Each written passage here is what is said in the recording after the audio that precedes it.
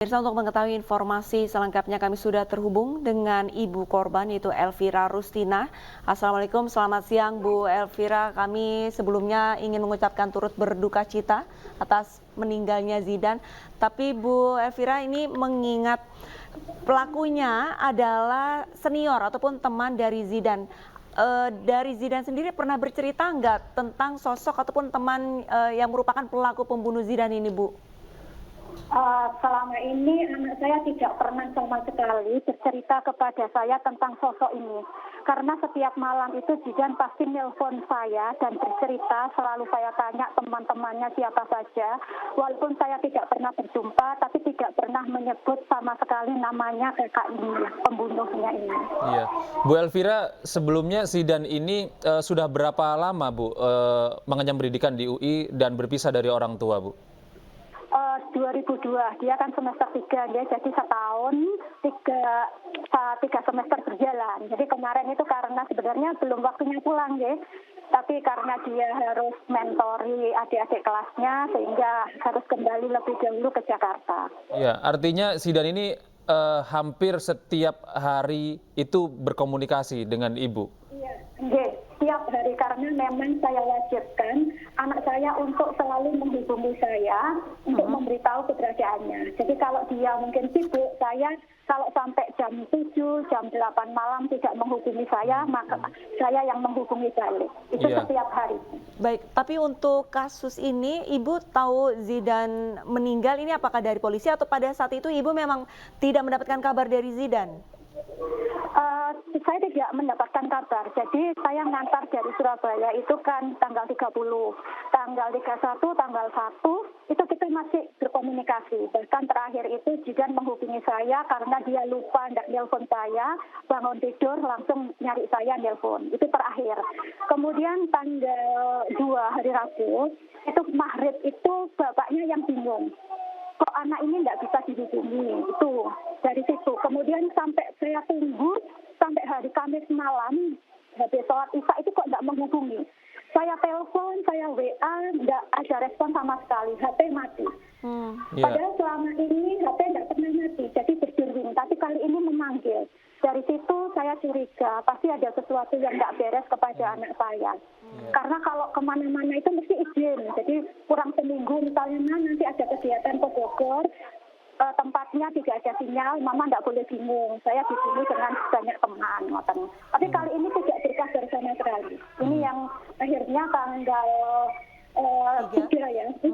Hari Kamis itu saya kebingungan kemana anak saya. Akhirnya pagi sholat subuh itu saya minta adik yang ada di Jakarta untuk mencari keberadaan anak saya di kosan. Walaupun semalamnya itu saya juga sudah menghubungi pemilik kos untuk melihat keberadaan Zidan dan mengatakan Zidan tidak ada, itu yang saya membuat semakin panik. Ya, artinya Ibu sempat mendatangi kosan Zidan begitu, Bu?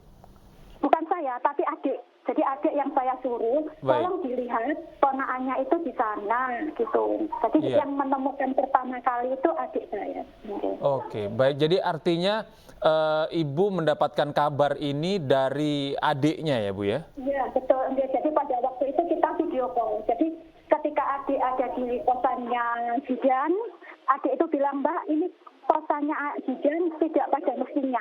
Karena ketika di video call-nya itu berantakan sekali. Dan Zidan adalah tipe orang yang tidak suka seperti itu. Sehingga di pikiran saya waktu itu kondisi Zidan dalam keadaan tidak baik-baik saja. Sehingga saya nyuruh adik saya, tolong dilihat laptop. Kalau laptop tidak ada, berarti Zidan memang dalam kondisi bahaya. Tapi kalau laptop ada, Zidan mungkin kegiatan kampus yang memang membutuhkan tidak ada sinyal gitu. Ternyata setelah dicari laptop tidak ada. Di situ saya semakin curiga anak saya dalam kondisi bahaya. Iya. Dan baik. ternyata, Ibu, ini kita mendapatkan informasi bahwa salah satu motif yang dilakukan oleh pelaku adalah karena ingin menguasai harta dari Zidan begitu. Tanggapan Anda seperti apa, Bu? Kalau menguasai harta dilihat dari sudut pandang kita berbeda-beda ya. Tapi memang yang dibawa Zidan untuk kuliah itu Zidan itu memiliki laptop Apple, kemudian HP-nya iPhone. Karena memang gimana ya Mas, kita orang desa, terus anak punya potensi, kita harus mendukung ya supaya apa yang dicita-citakan anak memang bisa terwujud. Jadi saya memang yang dibutuhkan bidan itu memang saya turuti. Kalau itu jadi ukuran di mata si pelaku ini adalah barang yang apa ya, yang berharga, ya itu mungkin dari sudut pandangnya. Ibu, bisa Ibu ceritakan Zidan ini anak keberapa dan dalam ingatan Ibu Zidan ini pribadi yang seperti apa, Bu? Ya, Zidan adalah anak pertama kami, Mas. Anak kami 2 bersaudara, Zidan nomor 1 dan adiknya nomor 2 itu kelas SMP kelas 2. Zidan di mata saya anak yang baik sekali dan cerdas mulai TK. Jadi TK itu Zidan memang sudah senang main game. Gamenya lewat komputer. Jadi kita memiliki komputer, dia sudah mulai utak-atik komputer itu mulai TK. Kemudian SD-nya juga sudah cerdas bahasa Inggris itu. Bahkan kalau kita cari buku, yang dicari Zidan itu bukan apa-apa, tapi kamus. Jadi mulai kamus bahasa Inggris, kamus apa kecil-kecil itu dia mesti tinggi. Kemudian SMP, ini saya nggak tahu, dia bisa bahasa Rusia.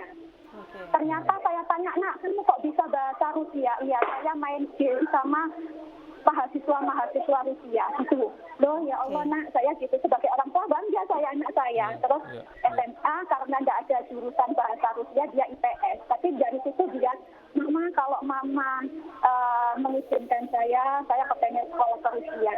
Baik. Saya Baik. kemudian yes. Baik, terima kasih banyak Bu Elvira atas waktunya bergabung bersama ini siang dan semoga untuk kasus hukum atas kematian Zidan ini benar-benar ditegakkan dan pelakunya juga dihukum dengan hukuman yang setimpal. Sekali lagi kami turut berduka cita. Salam sehat Bu Elvira, tetap semangat.